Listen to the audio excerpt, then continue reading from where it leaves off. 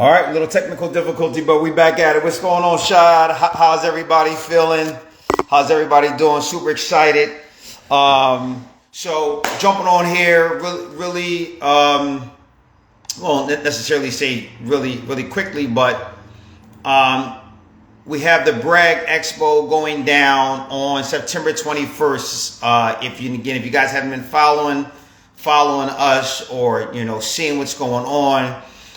We are doing the Bragg Expo. I'm calling it the Avengers kind of assembly of the best real estate investors, lenders, wealth managers, and just all around great individuals that we put together that's going to be dropping some crazy gems.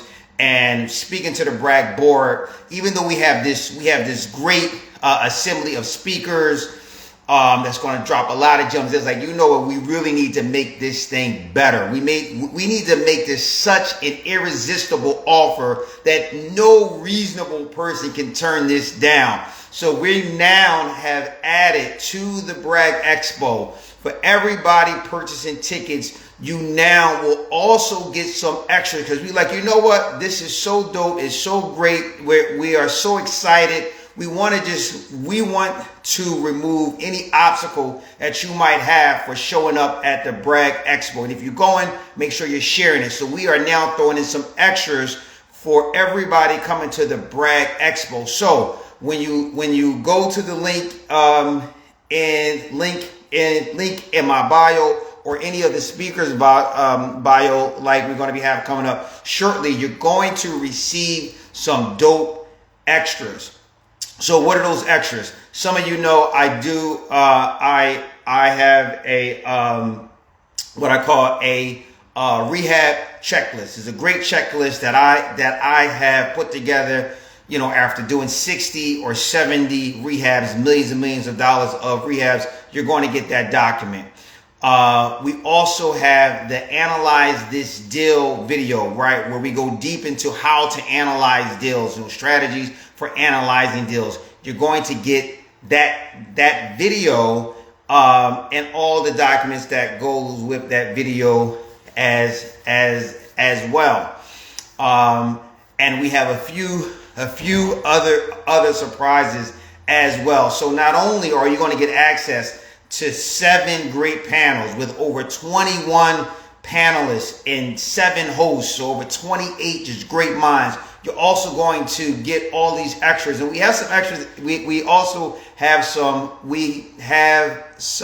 surprises in store as well. So we want to remove any obstacle that you might have. This is a no-brainer. It's only $97. Make sure you click on the link and that you are at the Bragg Expo on September 21st. So I'm about to bring up one of our panelists now.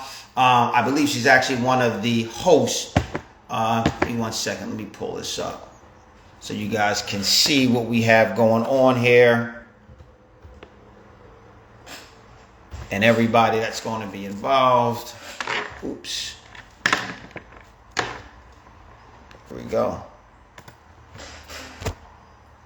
And shout out to everybody that has already purchased tickets and that's excited. So let's see, what do we have here? We have Alicia. It's going to be the host of our goal setting. Let me make sure I bring you up. Oh, Alicia, where you go?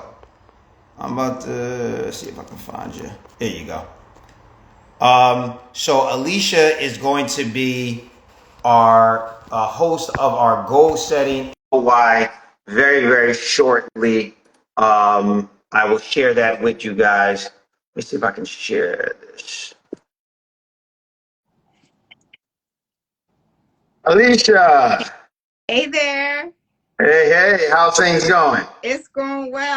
Hustling. Yes, you are. Yes, you are. I see you. See you out there doing great things. It's awesome. So for those who don't know, we met, I believe it was this summer.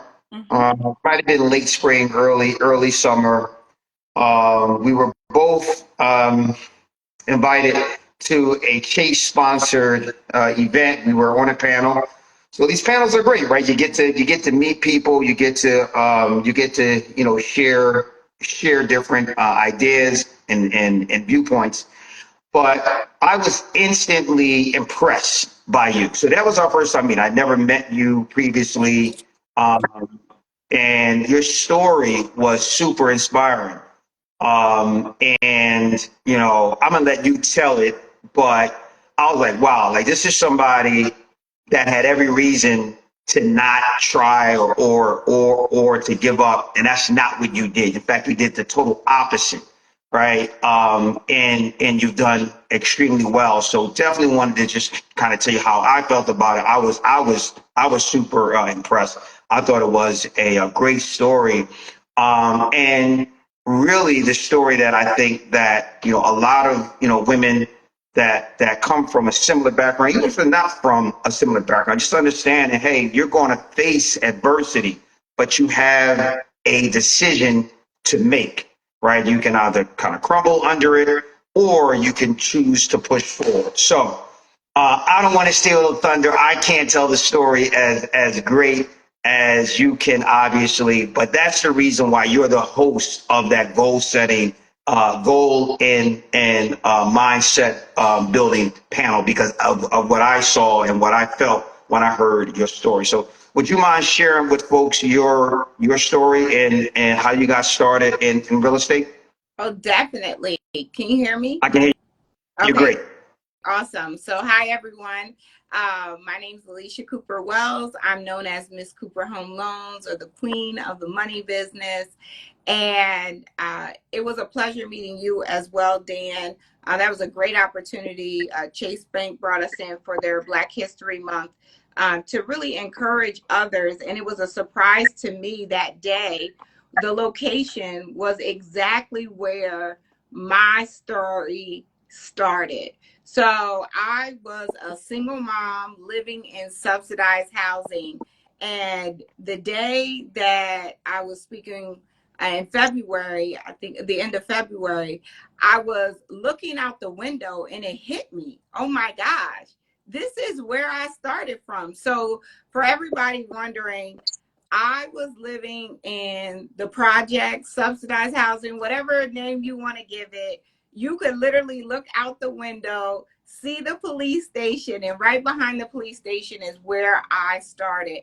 I was living there as a single mom with my son and really facing a lot of decisions. I was a bank teller at the time, and I remember taking a $1 raise.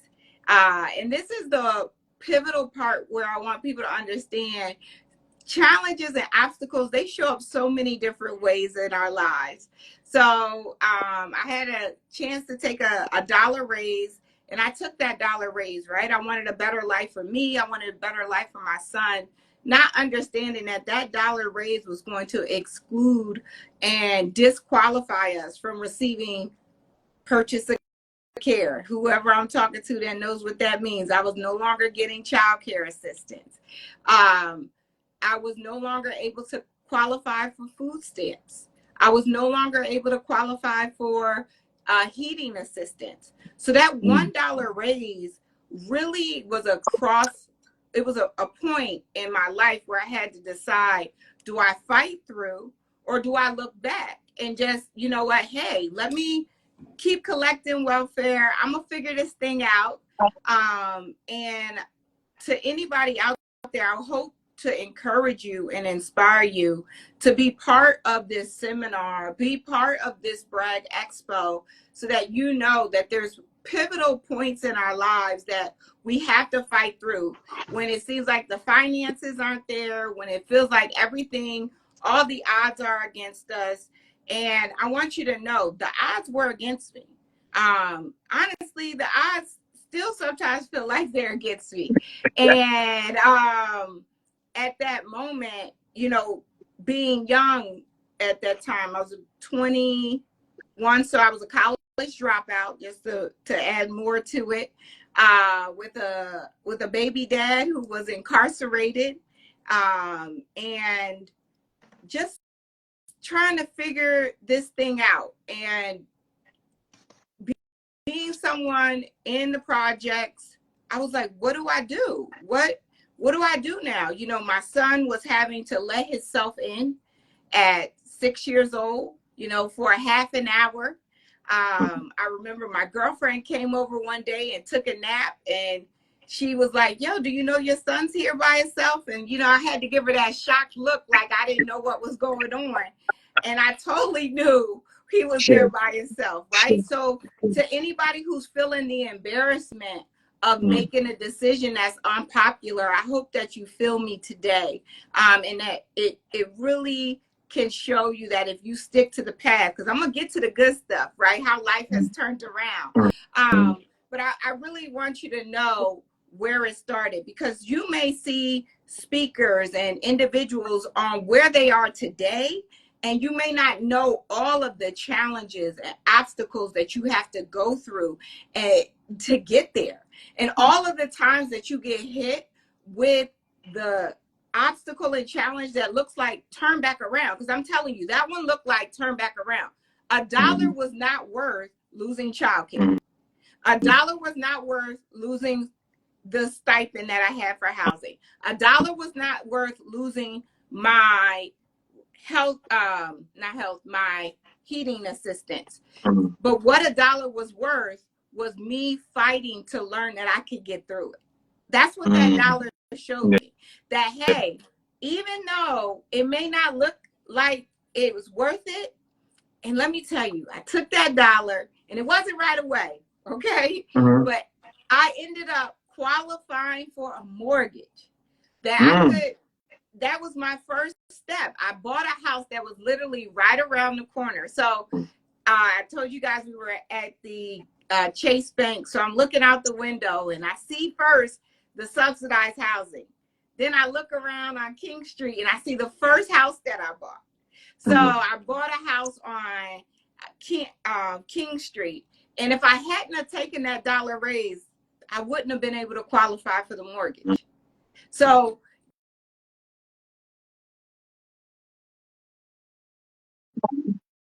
first happens, but then you get to see the light at the light. I'm not gonna say the end of the tunnel. You just get to see a little glimpse of hope, just a little glimpse of hope. And I bought my first property.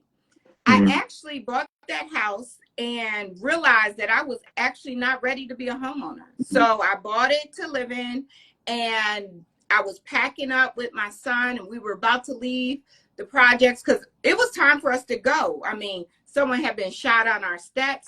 So I'm telling you, this is a real deal. I remember I couldn't even get to work because the police would not let me leave my home. So I'm like, man, again, I'm at another crossroad, because I'm like, I'm not ready to really be a homeowner yet, because I'm washing the dishes and my son is sitting on the door of the dishwasher. And he's sitting on the door of the dishwasher, and I'm realizing that I'm starting to get my mental together, but I'm not helping him get his mental together. Because guess what? For all my Black mamas out there, I was going to break his face if he broke our dishwasher in our new house, right? So, but we were used and accustomed to our maintenance man fixing everything. We were accustomed to that. So I want you to know that don't just come by yourself. Bring somebody with you, because it's going to take the mindset of not just you, but the people around you and those that are often the most important to you. So I brought my, get to the point where I go to the Wilmington Housing Authority, and I let them know, hey, I'm not ready to move into that house yet. And I explained to them, you know, let them know I didn't commit mortgage fraud. I had every intention in living in there, but I just can't, you know, do I need to sell the house? And I was blessed, and I feel like an angel. The woman at the Wilmington Housing Authority, she helped me get a tenant through the Wilmington Housing Authority. So I was living in subsidized housing. I had an extension on my voucher because everybody knew what was going on. And I'm now a landlord. Yeah. But the beauty of the property that I bought was it was completely renovated. It was actually, they didn't call it the land bank back then, but it was employee housing. So they had already taken the property down to the studs. So I didn't have to really worry about any maintenance calls or anything like that. So I was collecting rent. But guess what? It was only $26 more than the mortgage. So for everybody out there that doesn't want to get in the game because you're like, yo, the spread is too small, I was only making $26 more than the mortgage. So I stuck to that, and it took about another 2 years before I just, had really got my mind together, had trained my son on how we were going to be more responsible. We had started working on cutting off the lights. We had worked on cutting off the water. We were washing the clothes, not during business hours, little tips and tricks that I had learned because those around me, and I was asking questions. I was going to conferences. I was going and putting myself in those environments. So, and I was investing honestly, and I didn't have it. I want you to know, even though I was a landlord, I was only making $26 more than the rent. And as we're navigating, I go to sell that house about 3 years later, and I make a profit, $30,000. Now I know for all y'all today, 30,000 ain't a lot, but for me, Yeah. 30,000 still a lot, and back then 30,000 was a lot.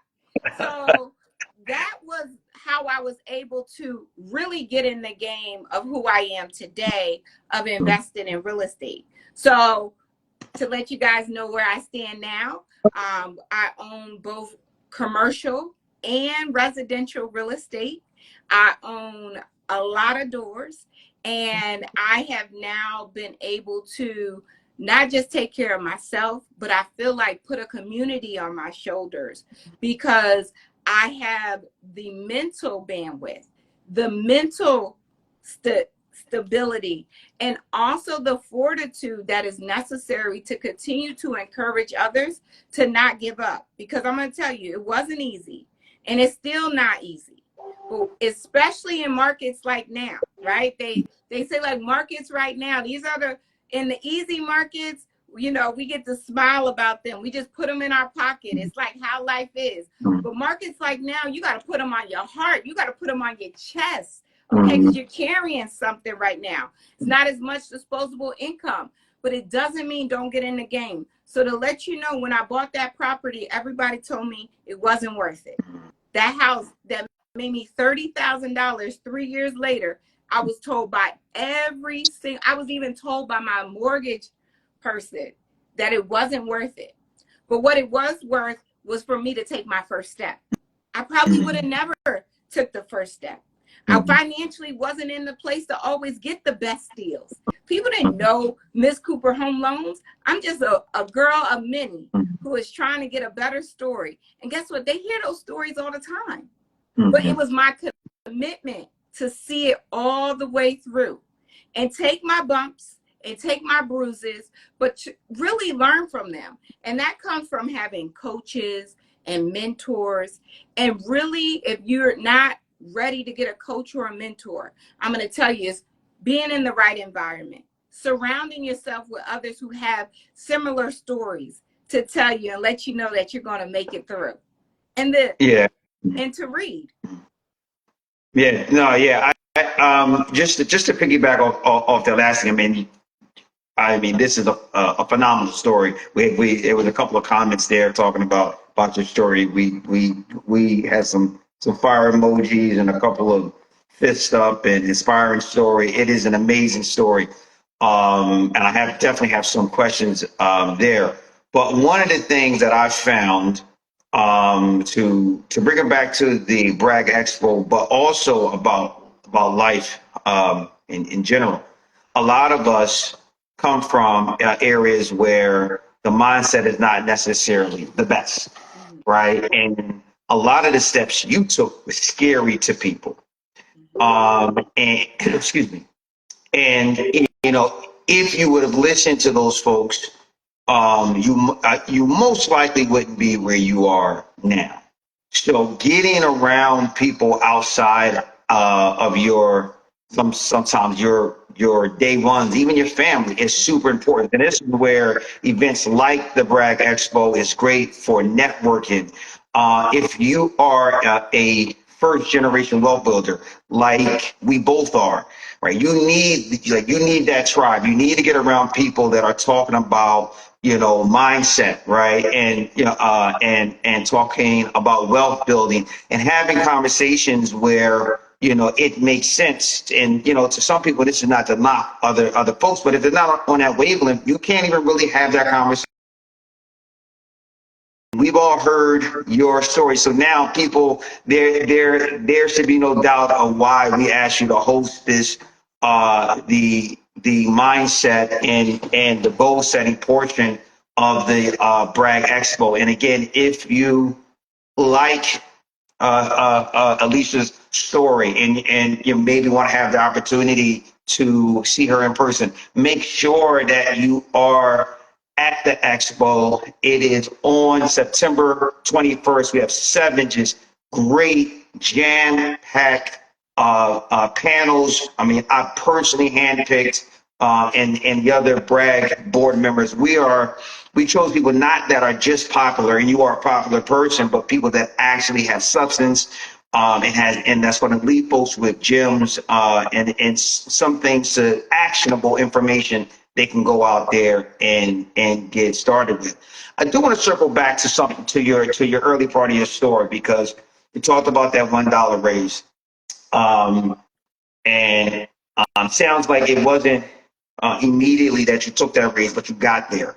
What was that? What was that shift? What happened that said, you know what, I'm gonna go out on the limb? Because honestly, I mean, hearing it, I can see how a reasonable person is like, it's not really worth it. So what was that? So at the time, I was a bank teller at Commerce Bank, and the bank teller hours were very intense at that time. If you guys remember Commerce, they were always open.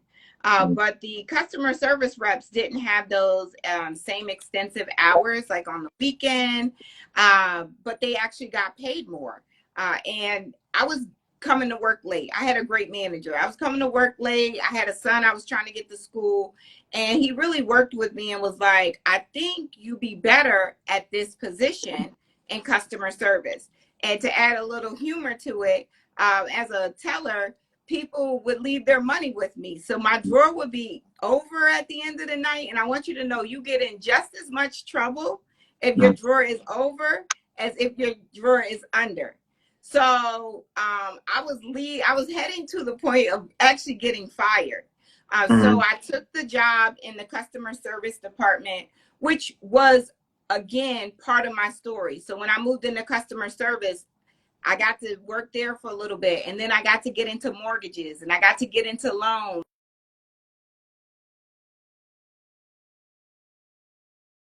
that I were meeting. They didn't have the money, but the lenders had the money, the investors had the money, the contractors had the money. So it excited me, and that was where I was trying to get to. Gotcha.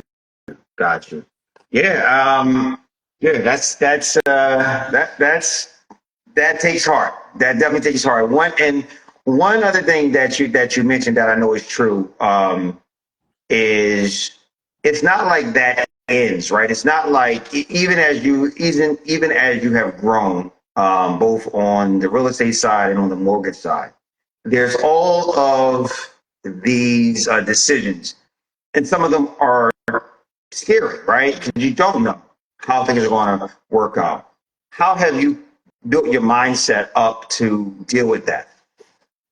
So first is having a why and an anchor. I am a spiritual person. I believe in God. I am anchored on his promises, but I'm really anchored on God's principles. And the principles are true information. When you stand on principles, they work. So that was where my first book that I read when I was trying to figure it out, someone had me read the book, The Richest Man in Babylon. Mm-hmm. And this book helped me because when I was trying to figure out who to listen to, there's a concept in the book of, would you buy jewels from a baker? And that really sat with me because the people who were trying to give me the most advice and who I initially wanted to listen to, they were actually the bakers who were selling jewels. They had never had jewelry before. They had never done this before. But I was attracted to listen to them. I was actually like, I felt like I could take their word over someone who actually had been doing it. And after reading that book, that was one of the first principles I stood on, was that I wanted to work with people who actually did it. I needed to see results. I needed to see receipts. And I was going to be uncomfortable listening to someone who had done it before, opposed to being comforted by someone talking me out of not doing it who had never done it before. Yeah, no, that makes perfect sense. And again, that's where the networking helps, right? Because we're all, we're very comfortable with, our friends and family. One of the things that I did when I worked at SEPTA, I had a 5-year plan, and I knew I was going to leave SEPTA. And I didn't tell anybody. Like, I had that 5-year, and I worked with the guy that was the best man at my wedding. When I say I told nobody, I didn't tell anybody. In fact, it was so bad that my wife was like, "I don't think you should start telling." Like, this is when I was down like 2 months. She's like, "Don't you think you should start telling people you want to get, you're going to go?" And the reason why, to the point that you made earlier, I didn't tell anybody, is because I didn't want anybody to talk me out of it. Like, because a lot of people think they're giving advice, and they are really projecting, right? It's their fears, it's their concerns, it's their insecurities, right? And and mostly because they've never done it. Whereas if you speak to somebody that had already left the job, or was a full-time investor, it's a more well thought out point of view versus with how somebody thinks it is, either based out of fear, or if they think they're doing it for your best interest. That's the part there. I mean, I believe their intention is pure, right? They want to protect you. Everyone who told me not to buy a house, they were really trying to protect me. They were trying to let me know, hey, you're going to have problems. You're going to have maintenance. And I don't believe anyone said it as a hater. But guess what? It's a hater, like at the end of the day, because you also could make the decision to ride with me, right? And to tell you guys, the house that I bought, the one right next door, my best friend, she bought the house right next door to it.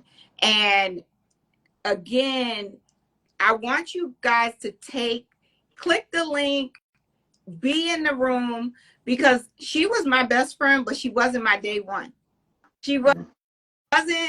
She was the one that we went through this real estate journey very early on together, and still friends to this day. And so you guys know my son is 20 years old, so we've been at this thing. And you gotta begin to put yourself in the environment. But I want to encourage you to know that you might stick out at first. You might be uncomfortable at first. You might not have the right answers, because when you're first getting into these rooms, how you want to network, you want to do what I say, how God created us, right? You want to listen more than you talk, right? We got 2 ears to listen and 1 mouth to talk. And a lot of us want to talk. We want to project. But I want you to listen with both ears. And I want you to listen with 1 ear for the content. But then I also want you to listen through the other ear by your heart.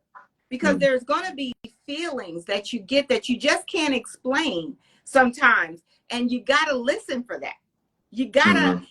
And that's what happens when you're in these environments. It's like an electric shock that you get, because all of the people are pushing towards the same place to see you win in real estate so that you can brag. Man, I'm telling you, I brag different nowadays.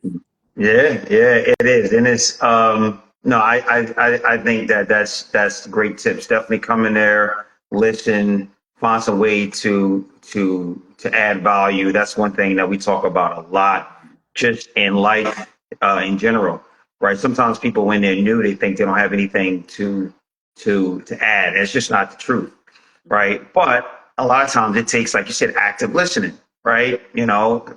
Sometimes it could just be something small and you could find a way to say, okay, yeah, maybe that's something that I can do, that I can add value to this person's life.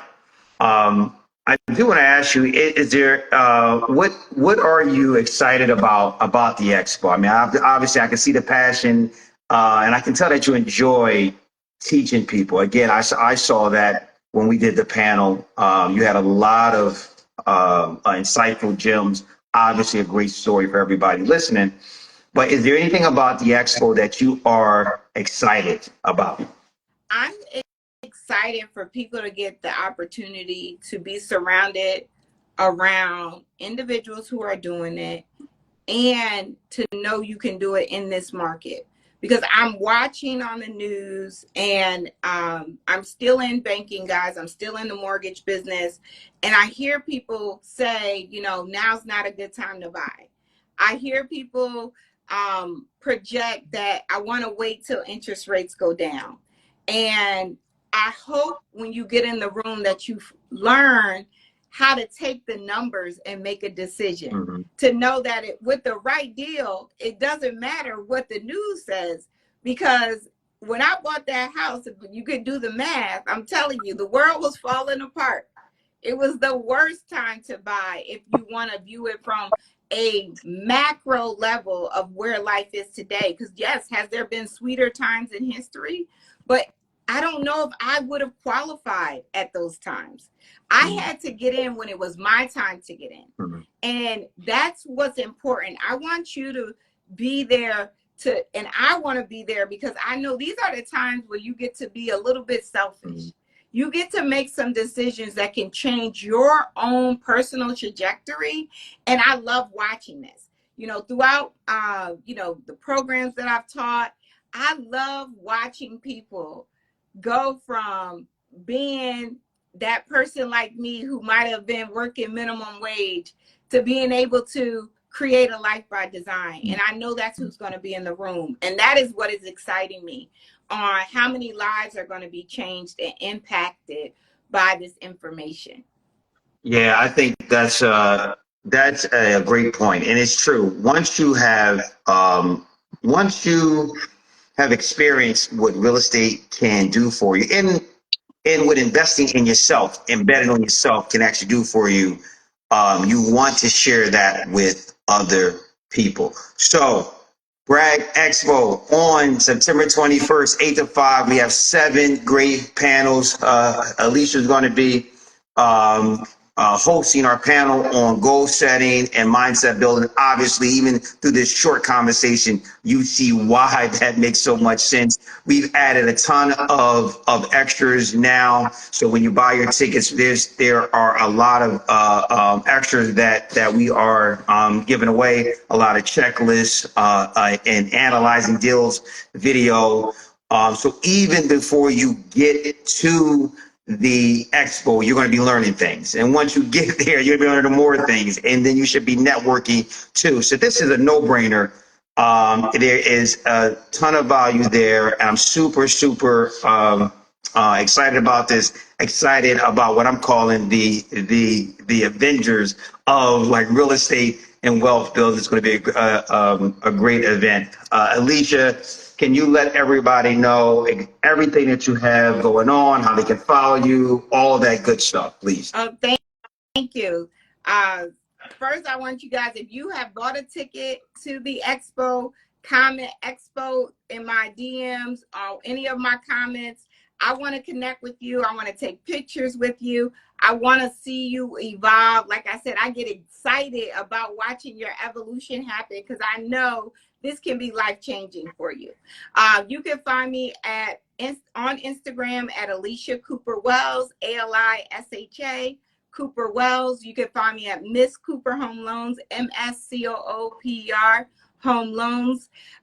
You can go to MissCooperHomeLoans.com, AliciaTheGoat.com, and we are excited. I want you to know this is not a one-person thing. This is a collective of individuals who want to see you win so that you can brag different. Absolutely. I think that's a great place to put it. Everybody can see here we have, I mean, just a phenomenal lineup. And individually, if we saw any of these, speakers individually would be great. But as a group, it is just absolutely phenomenal. Alicia, I really appreciate you. Thank you for your time, and I'm excited to see all the energy, all the great information that you bring to the Bragg Expo. Make sure that you have signed up. Again, shout out to everybody that has signed up. It's a lot of great energy, and like Alicia said, make sure you bring a friend. Right? Don't just get all the great information all by yourself. Glow up with your friends. All right, Alicia, I'll talk to you later on. All right, thank you. Have a great evening, everyone. Have a great night. Bye-bye.